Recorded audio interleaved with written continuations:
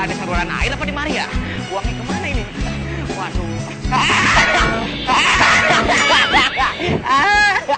Ya teman-temannya udah pada kerja semua nih, kamu gimana nih belum sampai kerja? Nih makanya lo kerja nih.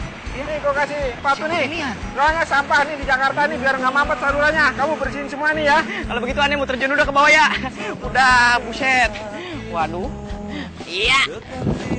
Pilihan nih kalau begitu aneh mau nangkep ikan aja dah. Siapa tahu dapat yang gede kayak ikan duyung ya.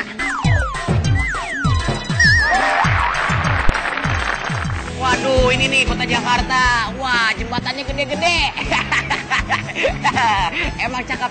Tapi kalau misalnya ada gempa, gimana ini retak-retak ya kali ya? Waduh, kalau retak-retak gimana perbaikinnya nih, Mbak? Waduh, tapi kagak ada saluran air apa di mari ya? Buangnya kemana ini? Waduh.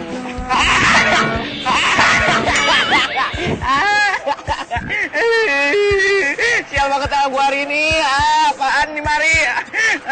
Waduh, oh ini gorong-gorong. Wah, nggak ada tutupnya. Mana bau lagi.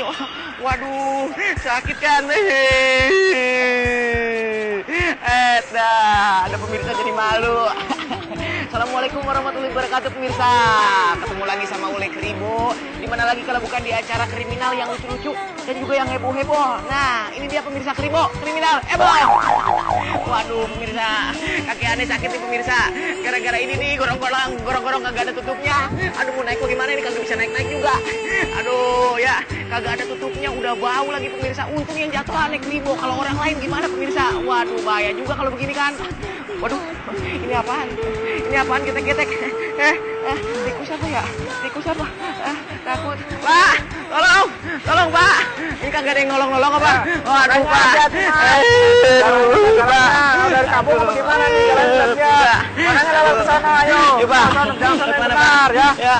Dari ini, biar ini.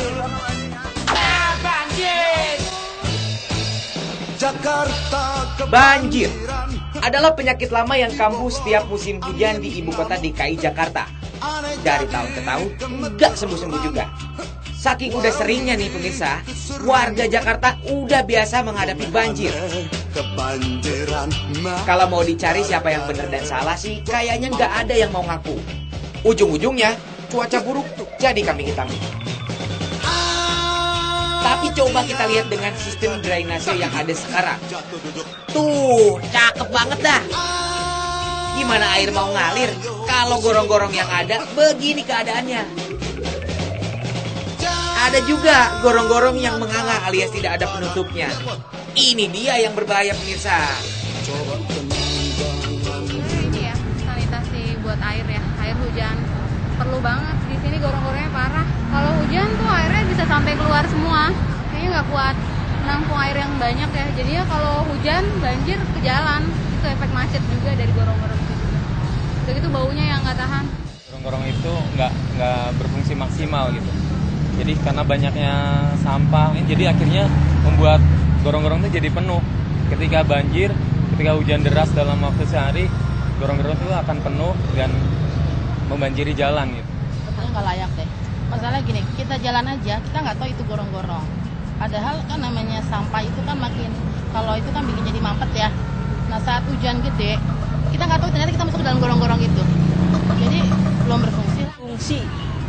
Fungsi sebenarnya udah ini ya, udah sesuai. Cuman ini masalah di masyarakatnya. Masyarakat kadang-kadang suka buang sampah sembarangan sehingga menghambat aliran air itu. Nah, fungsinya dengan demikian fungsinya itu jadi berkurang. Dari 34 saluran air atau gorong-gorong besar di Jakarta, 50%-nya rusak berat. Wajar aja kalau begitu. Soalnya nih pemirsa, udah 30 tahun gorong-gorong di Jakarta nggak disentuh alias diperbaiki. Kesulitannya dengan posisi yang tertutup ini, jadi sangat sulit diawasi. Jadi sampah-sampah itu tidak bisa dikontrol setiap hari ya. Dia tidak berfungsi karena ukurannya sih cukup barangkali ya.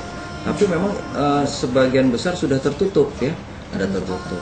Sampah tertutup oleh endapan. Jadi alangkah sangat baiknya apabila saluran itu terbuka, kita sewaktu-waktu bisa kita lihat bahwa kalau itu ada sampah ya kita langsung bisa kita tangani ya.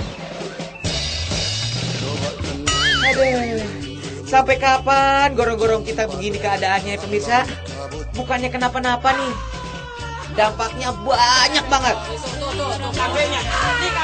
Mulai dari macet yang gak ada ujungnya, lumpuhnya kegiatan masyarakat karena rumah mereka terendam banjir, sampai yang paling memperhatinkan nih pemirsa, nyawa melayang. Dia Nur Afrianti, seorang mahasiswi tewas setelah terperosok di gorong-gorong di Cipete, Jakarta Selatan saat hujan deras mengguyur. Ia tak mengetahui kalau trotoar di atas gorong-gorong yang ia lintasi tak diberi penutup karena terendam banjir. Walhasil, jasadnya pun terseret hingga ke Kali Kerukut dan ditemukan keesokan harinya. Yang jadi pertanyaannya sekarang, siapa yang harus bertanggung jawab sama peristiwa tersebut? Ya, semoga aja pemerintah peka terhadap keberadaan gorong-gorong yang rusak, supaya nggak ada lagi korban yang lainnya. Betul tidak pemirsa? Ini gue kasih sepatu nih. Soalnya sampah nih di Jakarta nih biar nggak mampet salurannya. Kamu bersihin semua nih ya. Bukannya kayak buka pengacara apa ya? Waduh.